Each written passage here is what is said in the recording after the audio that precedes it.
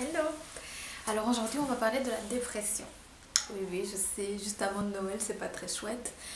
C'est parce qu'en fait, ces derniers temps, j'ai regardé quand même beaucoup de... Enfin, j'ai découvert un youtubeur qui parle beaucoup de l'acceptation. L'acceptation dans un sens très général. Et la première vidéo que j'avais vue de lui, c'était il y a déjà quelques temps. Et je trouvais que c'était vraiment super. Il y avait un beau message auquel j'adhère. Et puis, il fait un peu le tour de sa chaîne et il parle quand même beaucoup aussi de la dépression, etc. Et aussi, dans mon entourage, voilà, je connais des personnes dépressives, je connais des personnes qui font face, qui ont quelqu'un dans leur entourage qui est dépressive, etc., etc. Je pense que de toute façon, c'est un peu la maladie du siècle et nous sommes tous touchés d'une manière directe ou indirecte, etc. Je ne vais pas parler de moi, ni parler de quelqu'un, ni définir ce que c'est la dépression, ou voilà, peut-être que ça viendra ou pas, je ne sais pas. En tout cas, en fait, l'objet de cette vidéo, c'est que la dernière conversation que j'ai eue justement sur la dépression, c'était qu'on se demandait un peu comment faire, comment aider la personne qui est vraiment embourbée dans la dépression, etc. Et au fur et à mesure, et c'est aussi quelque chose à laquelle j'avais pensé aussi, c'est, je suis persuadée que la dépression, pour s'en sortir, il faut se mobiliser.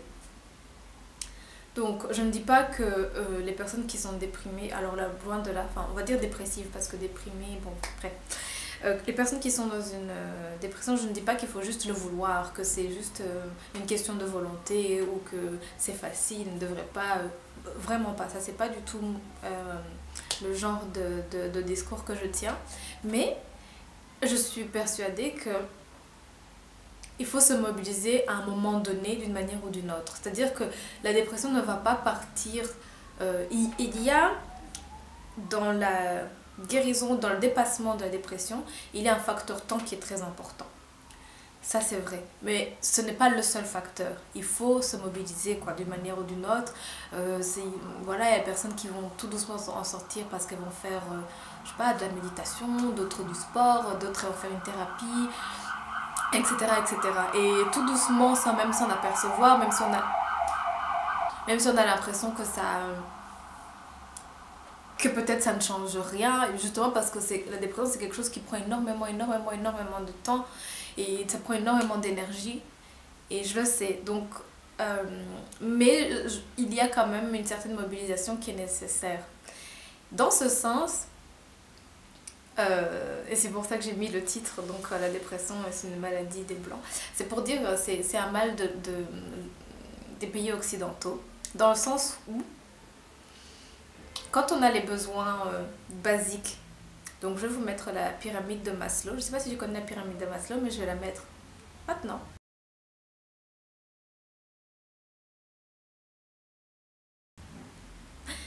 Donc la pyramide de Maslow nous montre en fait que il y a comment dire, il y a une échelle, une graduation des besoins.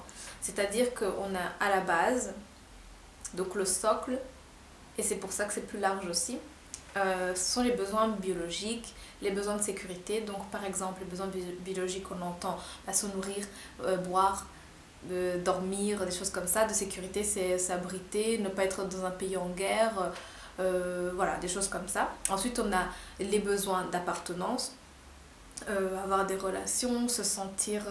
l'être humain est un animal social, donc sociable. J'ai un problème avec ce mot, je ne sais jamais comment l'utiliser. Est un animal sociable, en tout cas qui a besoin d'être en lien, donc c'est tout ce qui est création de liens, que ce soit de l'amitié, de la famille, le lien amoureux, enfin voilà, c'est tout ça, faire partie, se sentir partie de quelque chose. Ensuite il y a tout ce qui est besoin de... à la fin on a tout ce qui est besoin d'accomplissement, et le stade que j'ai oublié, c'est tout ce qui est l'estime de soi, confiance en soi, etc., etc. Donc on ne va pas commencer à se poser des questions par rapport à l'estime de soi, à complément de soi, si on est dans un pays en guerre par exemple, ou si on n'a pas de quoi manger, qu'on n'a pas de toit au-dessus de sa tête. On ne va pas commencer à se poser des questions de savoir est-ce que je suis bien dans mon entourage, est-ce que telle personne... Enfin, voilà, il y a des espèces comment il y a une graduation. Je ne sais pas, quelque chose, on peut être sur différents stades au même moment. Tout ce que je veux dire, c'est que je ne suis pas ici en train de faire une analyse de la pyramide de Maslow ou encore moins une critique, mais c'était juste pour illustrer mon propos de ce que je voulais dire, que c'était la dépression, c'est une maladie des blancs. Parce que c'est une phrase que j'ai déjà entendue et que j'entendrai encore. C'est souvent bien évidemment une phrase qui est dite par exemple par les Africains, parce que bon, j'ai aussi une communauté africaine autour de moi. Et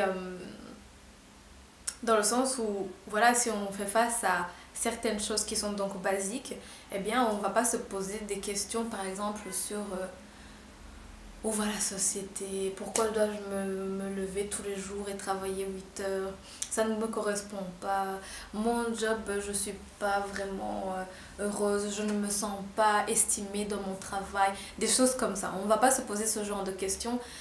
Si on vient par exemple de sortir d'un pays en guerre, on va prendre le job que l'on a, on est déjà heureux d'être en vie et de pouvoir continuer à manger, de pouvoir vivre tout simplement. Donc c'est ça que je voulais dire. Et du coup, pour en revenir à cette mobilisation nécessaire, je disais dans le cadre de la dépression, c'est que si il y a... donc je vais d'abord séparer l'état un peu... l'état peut-être dépressif, ou quand on se sent déprimé, par exemple quand on fait face à un changement, quand on fait face à une séparation dans un couple, quand on fait, je sais pas moi, même face à un deuil, en tout cas quelque chose qui de toute façon bouscule et amène à un état dépressif, chamboule, pose des doutes, nous questionne, etc. etc. De l'état dépressif, en tout cas quand j'en parle ici dans la vidéo, celui qui est installé depuis X années et qu'on ne sait même plus au final en fait d'où vient cette dépression, parce que l'état est tellement là installé que chaque jour qui passe est un, comment dire, renforce encore plus cet état dépressif. Vous voyez que on est rentré dans un cercle vicieux. C'est de ça dont je voudrais parler.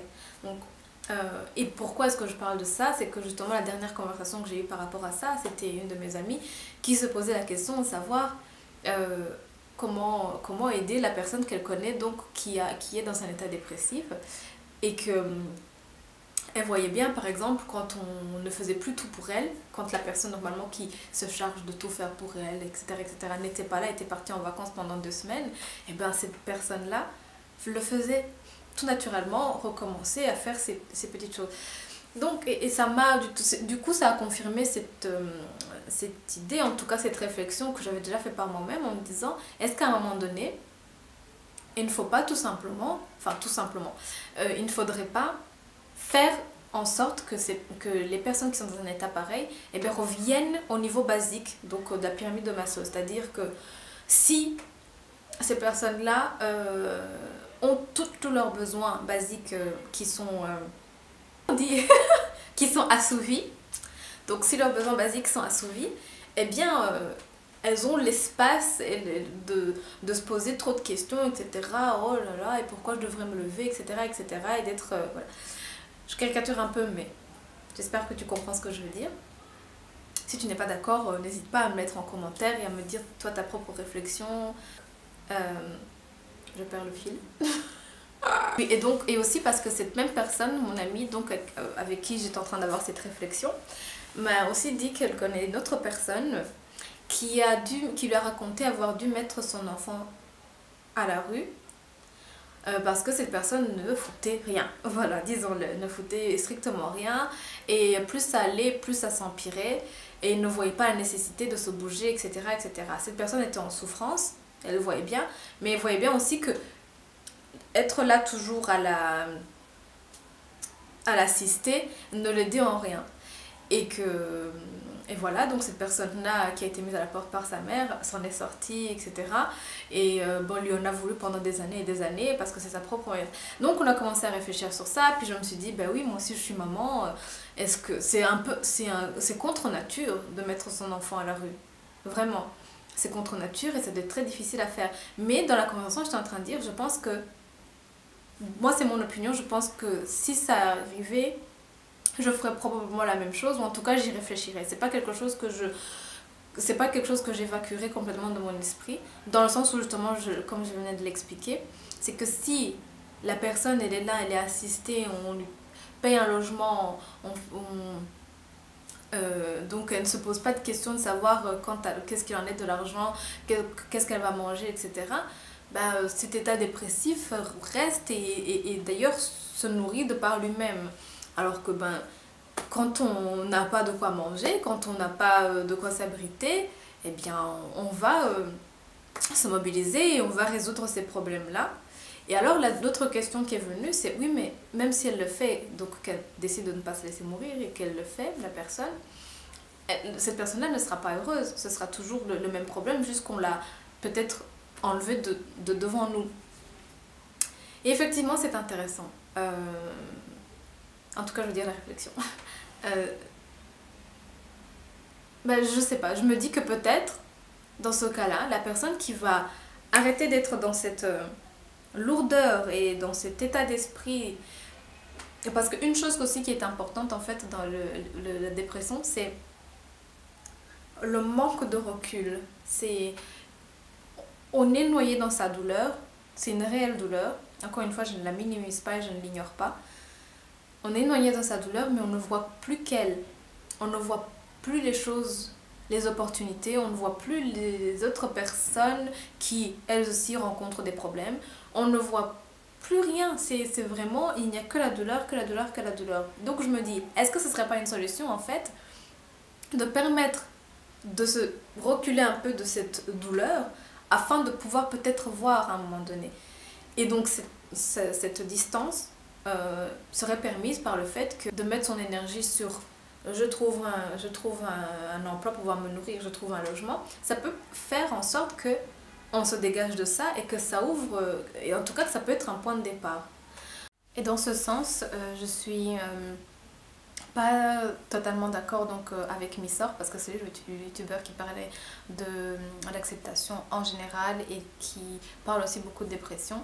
C'est que j'ai vu une vidéo, ou deux ou trois, parce qu'il en parle beaucoup, où il dit d'accepter, il explique beaucoup ce concept d'accepter, et trois quarts du temps je suis tout à fait d'accord. Par contre là où je ne suis pas d'accord, c'est quand ça touche la dépression ou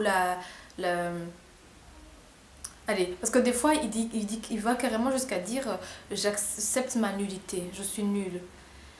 Mais il y a un côté, je pense, si je me trompe, j'espère que Missor me répondra, mais j'ai l'impression qu'il y a un côté un peu défaitiste, un côté où on abandonne, où on accepte qu'on est nul, qu'on sert à rien, enfin je ne sais pas. Et c'est dans ce sens-là en fait que moi je parle de la mobilisation pour justement se sortir d'un état de dépression. Ouais. Voilà. Et donc, ben, normalement tu devrais comprendre pourquoi alors j'ai mis ce titre-là. C'est dans ce sens-là, c'est dans le sens où, eh bien, c'est quand même luxueux.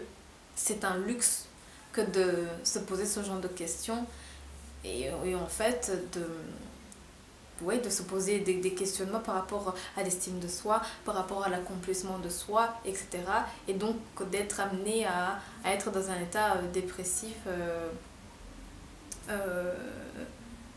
en tout cas qui dure, parce que ça veut dire qu'on a d'autres moyens de se sustenter. Soit un parent qui continue à payer le logement, un parent qui continue à payer la nourriture, soit le gouvernement, soit... voilà, c'est quand même, il faut se rendre compte quand même que c'est assez luxueux, puisque les besoins basiques sont assouvis. C'est dans ce sens que je dis que c'est luxueux, puisque ce n'est pas des besoins basiques. Voilà, dis-moi ce que tu penses de cette réflexion. N'hésite pas à me dire, même si tu ne penses pas du tout comme moi, ou que voilà, c'est une réflexion que je pose là. Et j'espère être enrichie de ta réflexion à toi. Merci, ciao, à bientôt.